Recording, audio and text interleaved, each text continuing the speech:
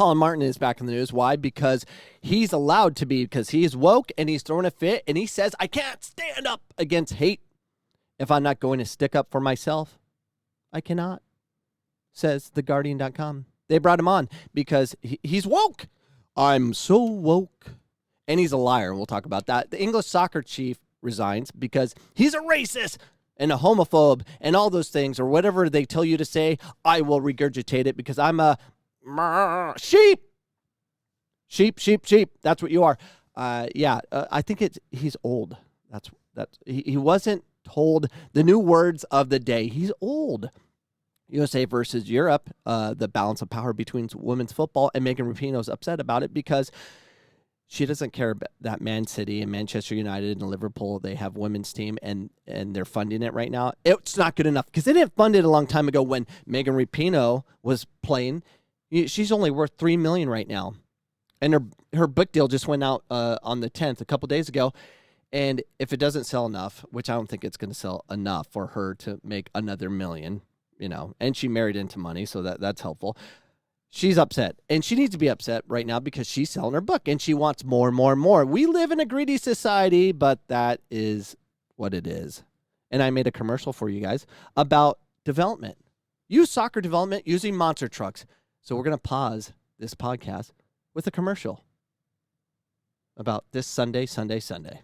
This weekend, get prepared to get annihilated. Coach Cameron's podcast and U.S. Soccer presents Mega Monster Truck Rally in Coach Cameron's backyard. Your favorite truck, Grave Digger. Don't miss the second annual barbecue Twinkie cook-off. Tickets are only $10. First 5 people at the gate get a bumper into the shin. That's right, a bumper into the shin. Sunday. This Sunday, be here or be smashed. For the ones that are confused about the Monster Truck Rally in my backyard this Sunday. Be confused because nothing's happening on this Sunday except church. I'm going to go to church. Maybe not. If they still require mass and separating, I'm not going. All right, Bishop writing, I'm not going until it goes back to normal, which is hugs, high fives, shaking the hands, all that stuff. I don't know. And stop wiping the mic at church. They'll be like, after they speak and stuff, they'll clean with the sanitizer and do this. That's so annoying. It hurts the ears. Bishop Rick of the Corte Sierra Ward, stop cleaning the mic. It's too... Okay. It's overkill. And I get we need to do this so we don't get sued as a church or whatever. It's just not have it. It's just not have it. What? Need something? Yeah, this is the COVID-19 Coach Cameron podcast. I'm bored. Let me out of my house. Let me out, please. And then I want to make commercials with monster trucks. But speaking of the monster trucks, so at the tail end of this episode, I will show you the activities I do in my backyard with monster trucks, where I'll have my one son, Jack or Jed, they'll alternate, drive the monster truck into their shins and try to run them over for the prize of Twinkies. Yeah, I'm just kidding. We're not doing Twinkies. I just thought it was funny for my podcast. So we'll have that going on, and it's good for development because you'll have one player with the ball, which will be Jet, and Jack trying to run him over with the monster truck. He's trying to move out of the way, and then they alternate. And if you get hit by the monster truck, you switch. It's a great development tool. It is, actually. And we'll show you that later. But first, let's talk about the Colin Martin. What's up, Colin? Colin Martin, I can't stand up against hate if I'm not going to stick up for myself. This guy, he's a confused individual. He's a San Diego loyal midfielder at the center of 2 brazen acts of discrimination this year. Opens up about being part of the team who are willing to literally walk off the field for him so he can become famous. Why they get nothing. They get no playoffs because they play in what? The USL championships. They can't call it the USL championships anymore. Why? Because there's no championships. It canceled. Our coach has COVID. Cancel the season. The WNBA had a championship. The NBA had a championship. NFL will have a championship. Major League Soccer will have a championship. The women's professional soccer league had a championship, but not the USL championships. It's in your freaking name. Moving on. So Colin Martin, who is a very average player, and he knew he's in trouble, by the way. He knew he's in trouble. He wasn't good enough to play. He was a decent player, but not professional level, and he knew it. He said, well, if I come out gay and let everyone know, and everyone already knows, but if I come out and let the world know, they'll have to keep me. Wrong, they do not. When Colin Martin came out as gay in 2018, he didn't think it'd be that big of a deal, but he immediately learned otherwise. And even 2 years on, soccer, in its occasional and stubborn grotesquerie, recently found a way of putting his visibility and status as a representative to the test. Martin is speaking by phone from his parents' home outside of Washington, D.C. a few weeks after the USL Championship team, no championships, by the way, the San Diego Loyal, had an emotional end to the season created by them, Landon Donovan, that made worldwide headlines because that's what he wanted, in which a player's sexuality of all things became a story of the match because they created a story out of it. Disarmingly courteous and down-to-earth, the 26-year-old midfielder who is a very average player right now. He's 26. His career is over. Jet, can I just do a podcast? What? You're back online when? 9:30. That's in 10 minutes, man. Or 20 minutes. Don't worry. I'll get you. I have to end this podcast within 20 minutes because my son is going back online. I have to log him in and all that stuff. Hey, Jet, stop! Stop! Hold on, I'm going to pause this podcast. Oh, my gosh. Trying to run a podcast and do things at home when everyone's online school, shooting guns and all the stuff we're doing here in our home, it's almost impossible. Reading on. Though he began his professional career as a homegrown player of the MLS DC United in 2013, it wasn't until he arrived at Minnesota United FC in 2017 that he decided to stop lying. No, that's not what happened. It's partly true. And I'll explain the real truth after reading this. He stopped lying to his teammates, as he says. He quickly found out they supported him, and the following year he decided to publicly come out to his during the team's annual Pride Night after feeling the sting of an earlier missed opportunity when he was asked about his support of the different Pride theme initiative. He says, I had a journalist ask me, hey, why are you supporting this? Martin explains, I kind of gave her a BS answer, but I felt really stupid because I wish I could have just told her I'm a gay man playing this game, and to see my colleagues supporting something like this means the world to me. It was like there's so many people that have supported you up to this point to where you shouldn't have to withhold it from public. And I looked around, and there was nobody like me that he was aware of. And so I thought maybe I could be an example for somebody if I came out. That's not why he did it. You know, he did it. Let's be honest about that. So the real truth is this, because I know the truth on this. I think I know the truth, but here's my guess of the truth, which I think I'm right. He realized there wasn't a need for him. He wasn't getting goals. He wasn't getting assists. He's playing in the midfield. He wasn't really having much success other than a lot of fouls. He fouls a lot of people. He led the USL championships, which isn't the championships, by the way. It's just the USL Rec League, which that's what I call it now, until they decide to do championship games. He was leading in fouls. That's it. And yellow cards. That's it. Give or take a couple placements. But he was up there. But he was definitely tied for first for yellow cards. And that's what he is. He was realizing the next level was a big jump. He was a good player, but not great to play professional. And he knows the downgrading. He goes, well, if I can come out gay, I'll be very popular, which is true, because he'll be the first openly gay player in the MLS. And he realized if you're first, people recognize it, and then you'll create value for the team. They'll get more season ticket sales, whatever. That wasn't the case because he was that bad. Because even with more ticket sales and all that, and being the only openly gay player in the MLS, he was so bad they got rid of him anyways. Reading on. But after playing only 3 games in 2019 for Minnesota, the club declined to renew his contract. Why? because he's not good. And he sought a fresh start in 2020 in the USL Championship, a rung below MLS in the American soccer pyramid, with a new team out west, the San Diego Loyal co-founder and coach by Landon Donovan. So he goes over there to screw all those players. Literally screw them. Not sexually. He just ruined their ability to play in a playoff format that wouldn't finish the playoffs anyways. Reading on. But how his season ended in what we inevitably discuss amid a year marked by mass protests by civil rights, the young soccer team faced 2 brazen acts of discrimination. Yeah, the LA, well, let's see if they cover it. If they don't, I will. However, it's what they did about it that became the sports world analog of what was happening on America's streets all summer. It kept Martin and Donovan's busy for weeks afterwards, speaking to news media from social distance and to the likes of Good Morning America and from the other side of the Zoom screens.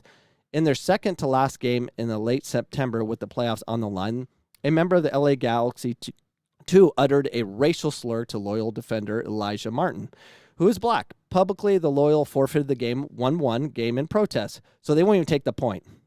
Brilliant plan. We're not going to take it. But Donovan and the players also made a promise to themselves. If it happened again, they'd take action during the game, not at the end. A lot of us didn't know what actually happened when it did, so we felt bad that we weren't able to do anything about it, Martin explains. He talked about it after the game, and he said, we need to know what this stuff, when this stuff happens so we can support our players and call it out. And second, that we'll get off the field if it ever happens again. So this is all premeditated. So to recap real quick, what happened here was Landon Donovan threw a fit. Okay. So someone on the LA Galaxy 2 said the N-word. And I can look it up for you. You can look it up for yourself. And no one caught it. They tied. Landon Donovan threw a fit because he learned afterwards. And he wanted to do something about it. It was coming to the end of the season, and he wasn't able to make his mark. This is my opinion, which I think I'm correct, or partially true. Landon wanted to be part of this woke movement. He's trying. So he called the USL and said, we do not want that point. We don't even recognize that game. Okay? So the 1-1, it was a draw, but LA Galaxy ended up just keeping the tie, and the San Diego Loyal just gave away the point. Don't even want the point. And Landon was sitting by his computer. I can totally see this, and waiting by his phone. All right, who's going to call me? I'm waiting for phone calls from the media and all that, and no one did anything. So Landon was mad. Landon was looking for an opportunity. He goes, okay, we have to go bigger. We have to make it happen during the game. So they're playing the Rising, and this is where it gets good. So let's read it on, see what they say, and then I'll tell you what really happens. Read it on. In the second to last game in late September. Oh, wait, we covered that. The next week, in the very next week after the LA Galaxy game, it did. During the first week of October, the Loyal hosted Phoenix Rising in need of a result in order to make the playoffs. At the stroke of halftime, with the San Diego up 2-1, Martin and his marker, Phoenix Junior Flemings, the top goal scorer in the USL, by the way, were verbally going at it during a San Diego free kick, which escalated to Flemings allegedly calling Martin a baddie boy. It's a malicious homophobic slur in Jamaican patois that offensive in any context, but especially this one. Okay, a baddie boy. I never heard of it ever until this all went nuts. So they threw a fit, and they actually have film. So here's the film of them. Golly, this podcast is butchered. It's butchered. All right, folks, San Diego is walking off the field. Obviously, San Diego feels that what happened was unacceptable, and So the San Diego Loyal players walked off the pitch after one of their players said, "Batty boy." MLS player Colin Martin left the field with his teammates at the start of the second half. And it was a big deal. And look, it's all about Colin. And Colin even said He even said this is the first time he's ever been attacked for being gay. First time. He's had it so tough. He's had it real tough. He's had it so tough, he goes on the Late Late Show. Gets dates. He's getting hooked up by everybody. So the free kick went in, and Martin went to celebrate with his teammates, then ran to the referee to relay what happened. The referee, claiming neither to have heard the slur nor understand Jamaican slang, explained that his hands were tied. To a man and their coach, the loyal were furious and telling an exchange between Donovan and his Phoenix counterparts. Rick Shantz was caught on video. Donovan explains that Flemings called Martin gay and that they got to get this out of the game, to which Shantz replied rhetorically to Donovan, the U.S. men's national team's second most capped player and joint leading scorer. They're competing. How long have you been playing soccer? Shantz later said in his comments were misconstrued. They absolutely were. On the phone, Martin said that the exchange was disappointing as a slur, to be honest. All right. I'm frustrated because this is how they roll. The woke left.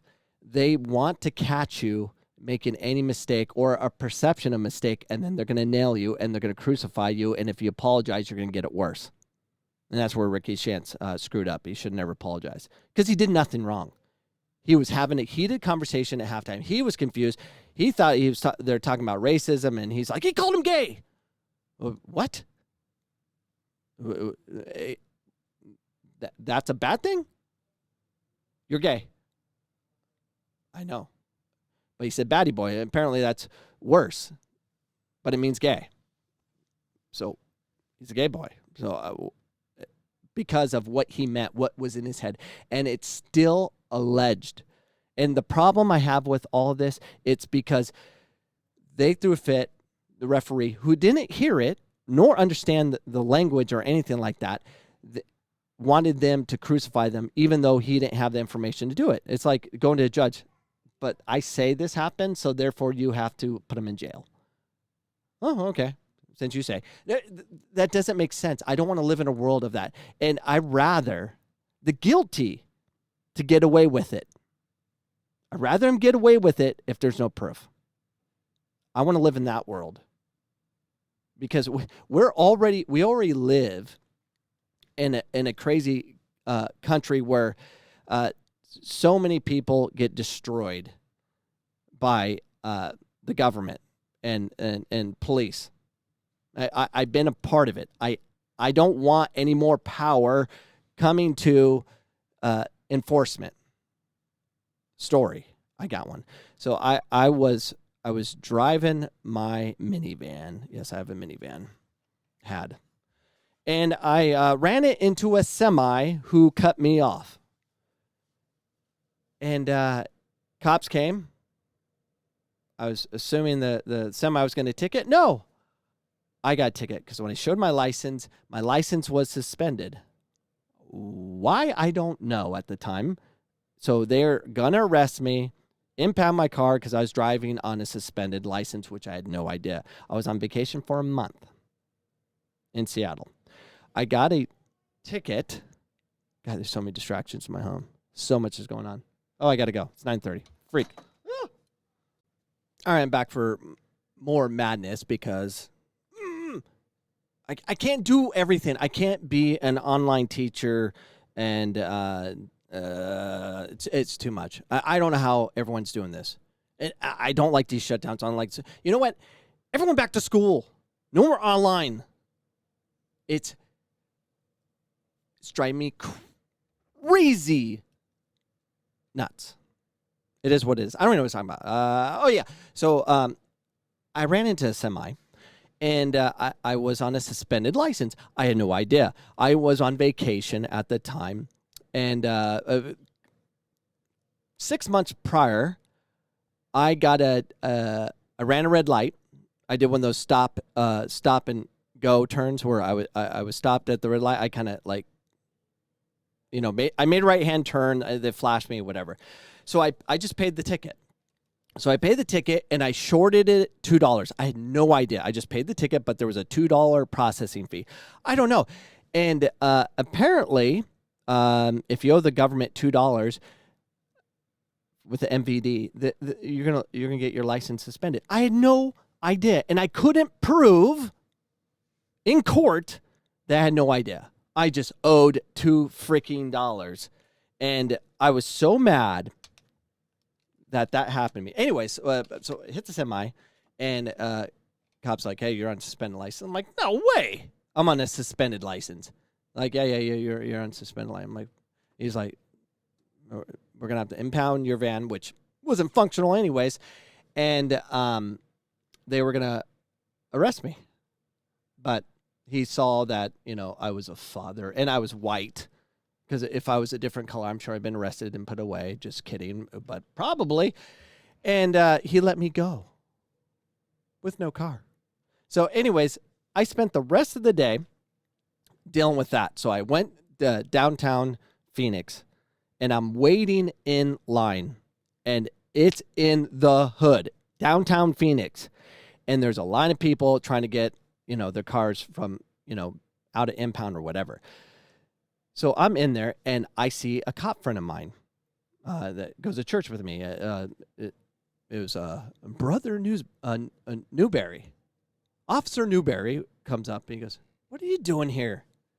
I'm like, "Getting screwed by the government and these stupid rules." Anyways, so he goes, "You don't have to come in line." White privilege. Gets me to the front, and as he's in the front, detective, he's in homicide or something. I don't know. Anyways, a detective comes up and he goes, "Hey," he goes, "There's the guy that shot up that bar." It's like he's up for murder charges, and they're like, "Should we get him now?" And I'm sitting, listening to this in. I'm like, "What the freak?" And they're talking about this guy I was talking to for like 25 minutes waiting in line, and he's a murderer. And this is where I'm at. And anyways, so he's saying that he can help me on the impound and stuff, and he couldn't. And so he just got me in front of the line. And I had to pay a fee, and then I have to go. It was like $50 just to find out where my car was. And then I go to the place to get my car from the impound, and it was like $250. So $300 and fees and fines and all this. It's just devastating to a car that doesn't work. So I had it towed, and it's just whatever. So we just sold it for like $1,000 on parts. It was horrible. It was a horrible experience. Over $2. And it was kind of like, whatever. So the next day I appeared from the judge, and I was just so mad. And the judge was happy with me because the judge is dealing with idiots all day, and me being one of them. I'm like, I had no idea. There was no whatever. Well, the state of Arizona says this. Therefore, you're screwed. Screw you. I was so mad. Then I get my license reinstated, and I have the picture. So look at this photo of me. Stare at that thing for once on my YouTube channel. That's an angry photo. Angry. Because I'm going to get my license. They're taking my picture, and the lady taking the picture says, "Smile." Because I was like, just the most angry face I can make because I want to remember this day. I was just so mad. And she said, "Smile." And they're like, "Oh!" I was just angry. I gave her this. Just like angry. And that was my photo. And I'll never forget that day. It was horrible. That's how scary the government is, ladies and gentlemen. Don't trust the government. Don't give them more power.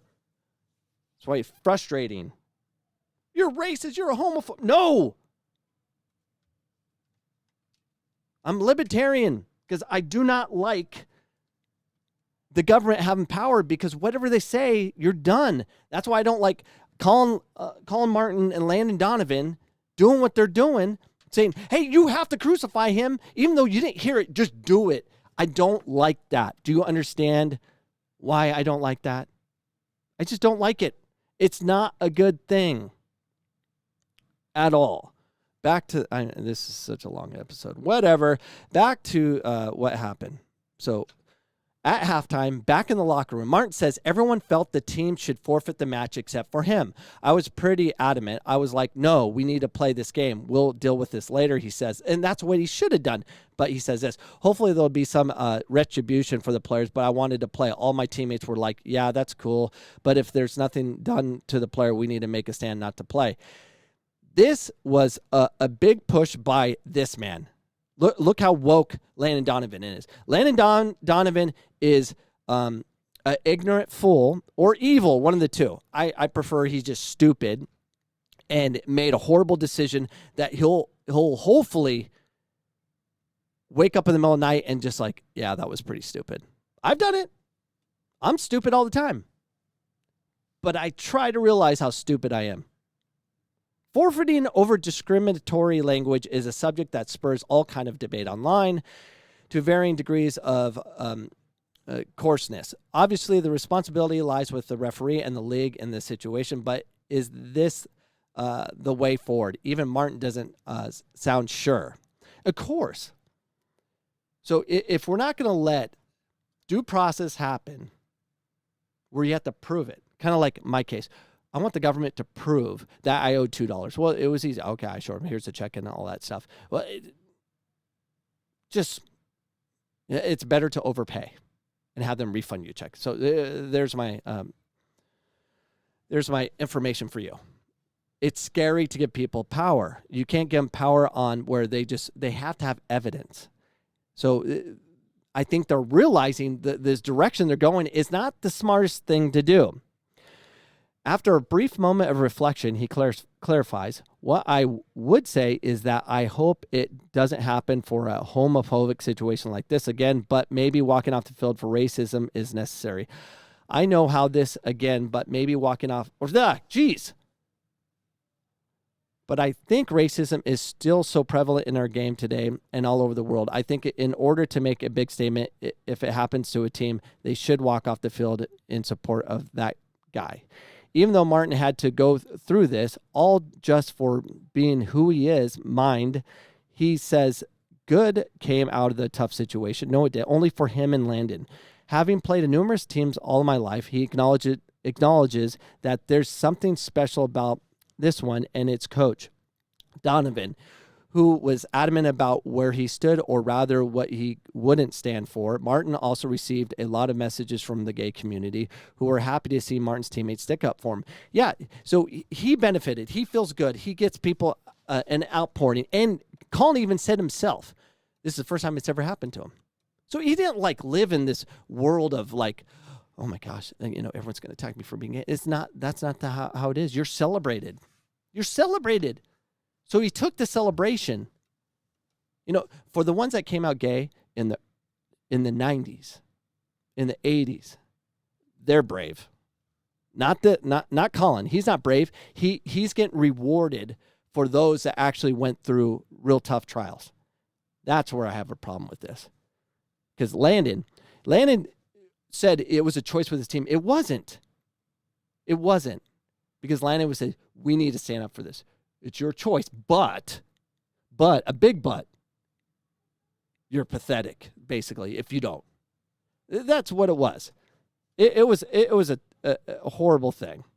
Reading on, quote, that's what I hope people realize. You have to give your teammates a chance to receive you, and that's why when you are comfortable with yourself, I think coming out is the right thing to do. He says, if there are kids that are still quitting the sport because they feel like it's not for them, I hope they're more confident in themselves now, and also that they realize that kids can't say certain things that maybe were saying in the past. Martin says Loyal even spent the early offseason after the Phoenix Flemings, who had his life threatened on social media, was suspended from the team and fined by the league. Martin also accepted a personal apology from Phoenix coach Shantz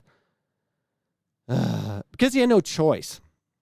Looking ahead, Martin's future is uncertain at the moment. He considers San Diego home now. We'll see how long that lasts, because winning does matter eventually.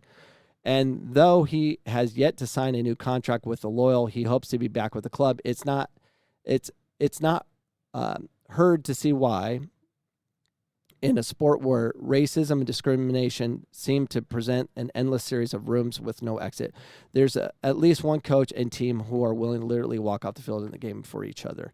No, it's stupid. It's so dumb. My experience in sports, what's great about sports, it brings people together. And if it's led by good leadership, and Landon Donovan is not good at his job. He's not a good coach. He's not a good manager. He is far from it, because it's about him. It's about he's trying to change the world through his wokeness. That is a foolish game he's playing, because it's selfish. If he would just focus on his team, and that's what I love about sports. Sports brings everyone together. It brings all ethnicities, all different lifestyle choices. It brings everyone together, and when you're brought together on a common bond of competing and winning, something happens there. A family is born with differences from all different kinds of walks of life come together. And under good management, they can find a way to bridge a gap one by one with a team of one. That's how it's done. And from that group that can learn together in that small unit, it spreads to one another through their families and their children's and their children's children. That's how change happens. It's not by social media. It's not from walking off the field and not facing adversity. It's not from that. It's disgusting what they did. It's wrong. No change happened. No change happened. People were crucified. People were forced to apologize because they were scared. And that doesn't breed any change. I hope that makes sense to you. And I'm done with this topic because we're moving on to the next topic. English soccer chief resigns after offensive public remarks on race and gender. This guy is screwed. He's so screwed. He said some silly things. The head of English soccer national governing body has stepped down after he made comments offensive to many black people, women, members of the LGBTQ community during a single appearance before a parliamentary committee. So this guy just destroyed himself on this online meeting, ending him, and they're going to keep coming after him. And the big mistake is he apologized, because when you apologize, what happens is the woke left will just, like a dog, when they know you're scared, they're going to destroy you and attack you, and it's bad. During a car crash online appearance before lawmakers from a digital, cultural, media, and sports parliamentary committee on Tuesday, Greg Clark, 63, referred to black soccer players as colored, an outdated and offensive term that sparked outrage. Called out for his language during the meeting, Clark apologized and backpedaled, blaming time spent in the United States where he was required to use a phrase, people of color. He said, making him trip over my words. Sanjay Bahardari, chairman of anti-racism soccer organization Kick It Out, said he was extremely disappointed by Clark's remarks. His use of outdated language to describe black and Asian people as colored is from decades ago and should remain consigned to the dustbin of history, Bahandari said. It's completely unacceptable. Look how old this guy is. This poor guy. He had no idea what he was going to get himself into. Later, speaking about diversity within English soccer, Clark, who is also vice president of international soccer body FIFA, not for long because he's under attack, said South Asians and Afro-Caribbean people had different career interests. If you go to the IT department of the FA, there's a lot more South Asians than there are Afro-Caribbeans. They have different career interests, he told the committee, referring to the Football Association. Slip of the tongue, was it? Awful, just awful. Former soccer Darren Bent, who is black, tweeted after Clark's comments. Clark also referred to being gay as a lifestyle choice, and while paraphrasing, said female players at young age just don't like having the ball kicked at them hard. The professional network Women in Football said his comments were outdated and stereotypes. Yeah, they're outdated, but he's old. That shouldn't excuse that behavior, but this poor guy. Women in football tweets. The only balls you need to play in football are these two, referring to soccer balls.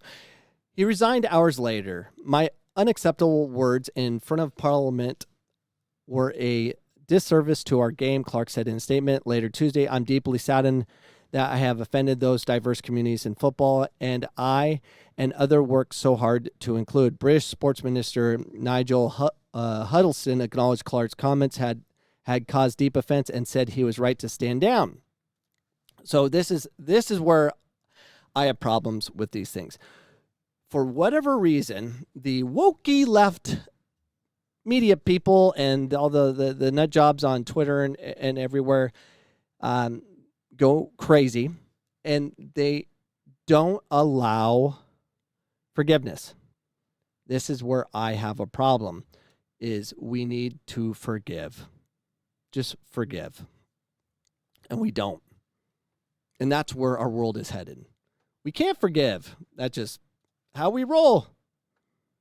That's just how we roll. We just don't forgive. It's a big deal.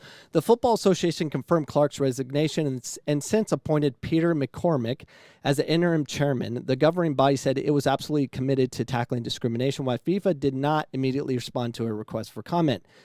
British soccer, like sports globally, has been wounded by the ongoing coronavirus pandemic. Games were tentatively restarting some. I don't want to paint a picture of what we're living on. We're living in a coronavirus pandemic. Got it. There's lockdowns. Got it.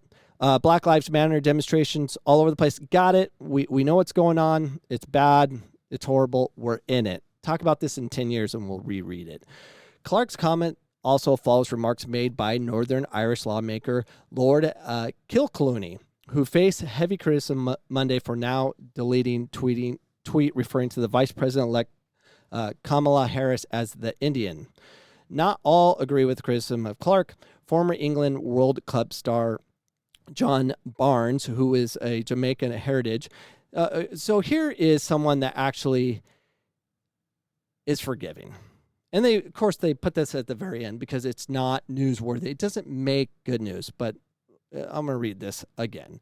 Former England World Cup star John Barnes, who is of Jamaican heritage, told NBC News that Clark's comments were likely a slip of the tongue, perhaps due to him being a particular age, and the public scrutiny should instead focus on his intentions. If you look to nitpick over situations like that, we lose great ability and possibility of really getting to the crux of inequality, Barnes said. Yes, he's clumsy in what he's actually saying because of the way he's been conditioned to think, but then to be called a racist and homophobe and a sexist is, I think, disingenuous and insincere. Yes, amen to that, John Barnes. We can't function as a society if we're not trying to really seek the ability to have real change and judge people by what they do, not what they say or a slip of the tongue.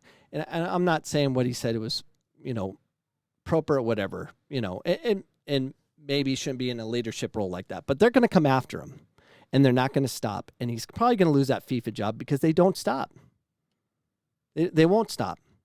So that, it is what it is. It's sad that we're going to live in this world of we're going to crucify you. And when we live in this world of let's just destroy as many people as possible, it doesn't fix anything. It doesn't fix anything at all. Speaking of unforgiven, USA versus Europe is a balancing power in women's soccer shifting. TheGuardian.com reports, U.S. soccer is ready to grow up, in a sense, adapting to the new reality of the global game, but are the people in the courtroom and the boardroom are really ready to grow up as well? Yeah, they're just not grown up. The next 15 months will determine whether the balance of power in women's soccer will shift to Europe or remain in the United States. It's in Europe. They already took it. Europe is controlling women's football. There's no doubt about it. They're doing some pretty cool things. And who in the right mind would not want to play for Man City or Man United or Liverpool to wear that jersey versus Portland Thorns. I'd rather play for Liverpool with no fans or limited fans than for the Thorns. To say you play for Liverpool, that's a big deal. Anyways, reading on. But that's just me. Will U.S. women's players resolve their lawsuit with U.S. Soccer and sign a collective bargaining agreement that allows players to gain experience with European clubs while also bolstering the NWSL? And would that agreement leave U.S. Soccer with resources to shore up a faltering player development system and perhaps even pay a men's team that has gone without a CBA for nearly 2 years? Or will the dysfunctional reign with an aging generation of U.S. soccer players crashing out in Europe while the NWSL and youth programs fall behind? They're not falling behind. It's the same athletes coming up. Nothing's changed. I'm going to an ECNL event this weekend to watch the same stuff I see every year. Same. Nothing changed at all. It's the same play. It's just we have athletes, but we're not teaching them technique, and it's disgusting. But that's another topic. This fall, several U.S. players are getting competitive games in England, WSL, while the USA's NWSL play mini seasons, and the women's national team has no one to play thanks to the USA bungled COVID-19 response. What? Oh, it's our fault. Yeah, whatever. They've gone with coach Vlatko blessings and perhaps a hasty revision to the national team's contract, the postponement of the Olympics, and the declining numbers of players on the federation contracts complicated the deal's restrictions on overseas plays, and neither U.S. Soccer nor team representatives would confirm whether those restrictions were waived or rewritten. And this is a tough time to get any deal from U.S. Soccer because they're hurting financially. But I do agree with taking money away from the federation when it comes to the CEO and these guys making a killing. Dan Flynn, and forgot the other guy's name. They're making $800,000 and $900,000 respectively, and we're paying for their gym membership. That is ridiculous. I covered that in another podcast. It just makes me insane that their $850,000 annual contract wasn't good enough because they still wanted them to pay for $150 a month for a gym membership because the $850,000 wasn't good enough. As sanguine as U.S. coaches and officials may be over the prospect of Sam Ewis and Roosevelt leading Manchester City into a pair of derbies, against Tobin Heath, Christen Press, and Manchester United, the marquee players' movement overseas has bolstered the WSL's push to supplement the NWSL as the world's best women's soccer league. Like the Premier League, the WSL is becoming an international brand. Games are now broadcast in the U.S. on NBC networks. Yeah, the NWSL is done. What are you talking about? It's done. There's too many words. The acronym, it's a 4-letter acronym for them. Or 4-letter. It's an acronym of 4. National Women's Soccer. It's too many. I confuse the NWSL with the WPSL, there's just too many. PASL. There's just too many. It needs to be like Major League Baseball, MLB, NBA, NFL, UFC. Oh, I think we'll just NWSL. No, you're done. The WSL kicked your butt with an acronym of 3. That's what you should do. But what do I know? I don't know anything. I just report random things because I'm stuck here on COVID. I want to go back to work. Like person to person. I think you've got to look at the quality of players that are now coming into our league, said Emma Hayes, coach of the defending WSL champion Chelsea and the former coach of the Chicago Red Stars. It's a destination for top players worldwide. Every game's a tough game. U.S. women's players' support of their home country's league is baked into their collective bargaining agreement. In addition to national team salaries of $100,000 for some players, U.S. Soccer pays NWSL, geez Louise, salaries at least $70,000, at least to 22 players. In exchange, the team agreed to limit the number of players under federation contract who could go overseas, which is kind of BS. You know, they should let them all go. But I get why they're trying to control that, because they want to keep the ABCD league going, the four-letter acronym I can't remember. Should be 3. But that deal expires at the end of 2021. One complication, the team and the federation are still bogged down in a lawsuit over pay. A judge ruled in the U.S. soccer favor on most of the serious issues. So the team is both appealing that decision while proceeding on a less controversial matters the judge less intact. The sides are due in court January, but COVID-19 has made the dockets even less predictable than usual, and it is a problem. It's a big problem. I don't see them winning it. By the time they finish the litigation or whatever, they're going to be on their next collective bargaining agreement. You know, you agree to these terms, but we don't like them because we performed well in a World Cup where it was B-level competition. What do you mean B-level? Well, the women's don't have the rights like the U.S. does. The freedoms we have in the United States, especially for women and young ladies playing the game, is different than in Brazil, than in third world countries where soccer is king for the men's side. So, yeah, it's not as difficult of competition as one would think. It's still World Cup. Congratulations. But let's be honest about it. If it was truly a world stage, and it is changing, as things change, the U.S. women's will be no different than the U.S. men's, because the competition will be too difficult, because culture will always win. Reading on. The practical issues in that the lawsuit creates a moving target for what is fair under the CBA, said UCLA law professor Stephen Bank, who has written extensively on the multitude of soccer-related lawsuits in the U.S. The women have been asking for equal pay in a far different sense than the purported equal pay deals in Norway, Australia, and England, where their men's and women's teams receive equal percentages of tournaments, bonuses, but not equal dollar amount, and defining equal is difficult when the women's get salaries, NWSL subsidies and benefits, while the men only get bonuses. So it's very confusing of what equal pay, and it's not about equal pay when it comes to Megan Rapinoe and company.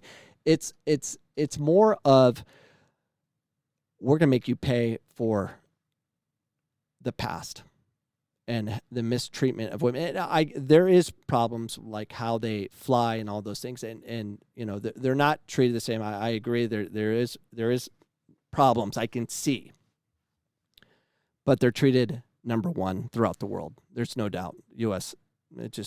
is always number one. Even though people want to make us seem like U.S. is such an evil place to be, even though it's the leader of the free world, we're evil. They want to paint that picture, because if they can't paint the picture, you can't get clicks and no one's going to like you. And that's why Megan Rapinoe's sort of fit, because that's what she does. That's why she's attacking Manchester United. It's like, just because you're taking care of it now, it doesn't excuse what you did in the past. She's very selective with, who she'll forgive. She'll forgive her brother, and have understanding, but not Manchester United. They're evil. They've been around 200 years. You know, and say that 50 years ago they were first to get the women's game to go. She'd be mad about what they did 70 years ago. It's not a world I want to live in, where you can attack anybody. It's easy. We're humans. We have flaws. It is what it is, and it's just not a place I want to live in. And I'm done talking about that. I don't want to talk about that. Let's talk about monster trucks. Let's go back to the commercial. And then I'm going to show you the monster trucks. This weekend, get prepared to get annihilated. Coach Cameron's podcast and U.S. Soccer presents Mega Monster Truck Rally in Coach Cameron's backyard. Your favorite truck, Grave Digger. Don't miss the second annual barbecue Twinkie cook-off. Tickets are only $10. First 5 people at the gate get a bumper into the shin. That's right, a bumper into the shin. Sunday, Sunday, Sunday. This Sunday, be here or be smashed. Yes. So there's nothing this Sunday. I just thought it was a fun commercial to put together. So this is what I did in my backyard for the ones that want content from me that shows ways to develop your children or anybody in the home. It's through monster trucks. I just got to find it. So real quick. So I got monster truck soccer drill. So here is... I didn't tape that on well. What? So so this is an activity you can do in your backyard. So I have Jet, who doesn't like playing soccer, hardly at all. He is touching the ball more than he's done in a very long time because I inserted a monster truck. So for someone that wants to manipulate their children to love playing the game or make it a little more difficult, you can tell Jet is not the most technical player because he hasn't touched the ball a lot. So I'm trying to change that through inserting monster truck soccer. So, and it's good. And even for Jack, so Jack will be on the ball in the second. Oh, good. So there's the wreckage of the shin. So the goal of this game is, can you crash the monster truck into your child's legs or the ball? Teaching them to avoid that. So Jet loves this game. He loves playing. We were playing last night. We're playing soccer cornhole. He's kicking the ball much more than he's typically has done. Because of this. This is how creative you have to be, especially. Oh, good. That was a good hit.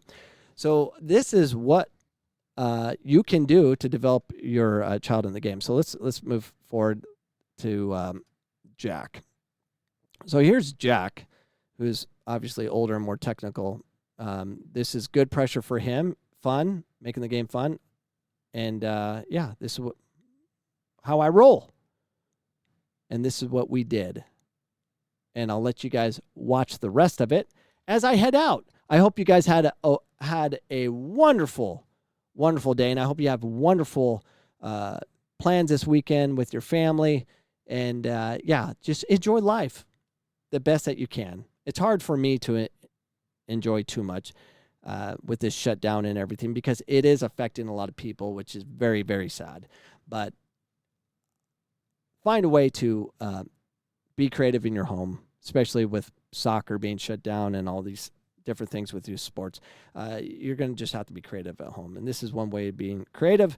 And I'll bring you guys every week, if not more, ways you can develop your love for the game in your backyard through backyard soccer activities. This is what I do occasionally. Have a wonderful day, everybody, and we'll see you guys next time.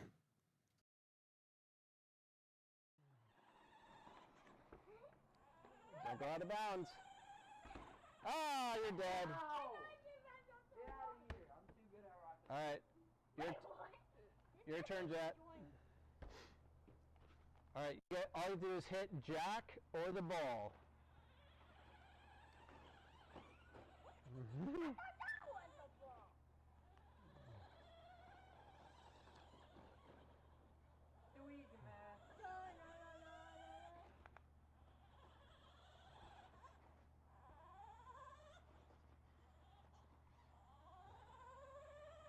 Oh, is it dying?